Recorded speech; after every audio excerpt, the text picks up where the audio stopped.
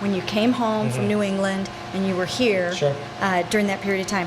How important was it to you? How meaningful was it to you to be able to be here around family, around your St. Ignatius family, to work out with the team and things like that? Yeah, I think, the biggest thing, if you want to look from the football aspect, was it kept me in shape, really. I mean, I would go and, granted it was high school kids that I was thrown to, but it was moving targets. It would have been way better than anything else I could have found. And like you said, to come back home and be surrounded by my family and my wife's family and, go down and throw the football four times a week. And, Coach Kyle obviously was great because he allowed me to do that. He didn't have to do that. But I think, if anything, it helped me out. But I think the kids also got a kick out of it too. And, just by, I think, chance, I think that's the year they won the state championship too. So maybe I get a ring for that one too. And I would imagine, how devastating was it when you got the news from New England, that last cut, that you were gone? Yeah, it was, especially because, they had restricted me.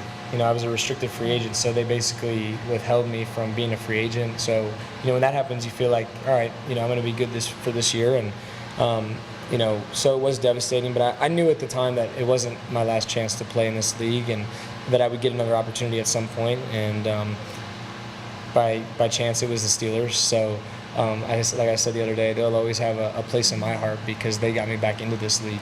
So, for me, it was just all about, when I got that opportunity, wherever it may be, to try to take advantage of whatever it is. And, full circle, now I'm back here, and this is my chance. Was that healing for you during a really tough time?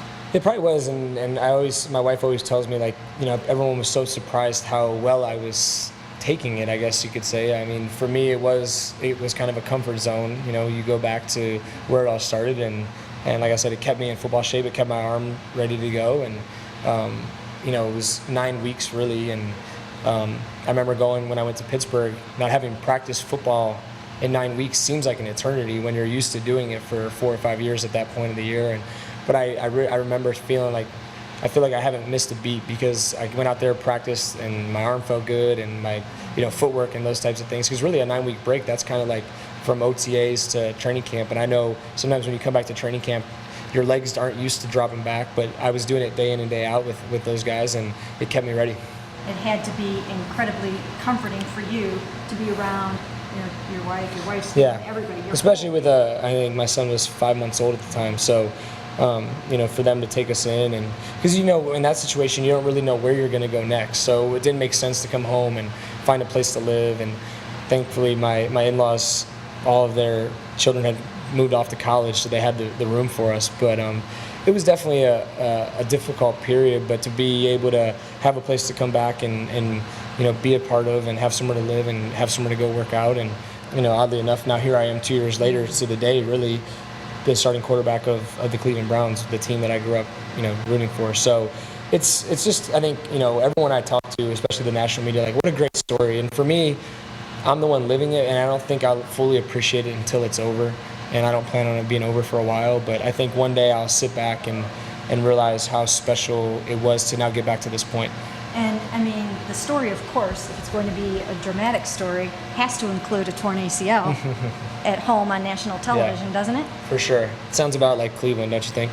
But I think for me, my whole career has prepared me for this point. I've handled a lot of adversity, and that's what this league is about. That's what this game is about, is handling that adversity and overcoming it. And there's going to be bad plays in the game. There's going to be bad times, ups and downs through a season, and you just have to be able to weather those storms and get back up and get back out there.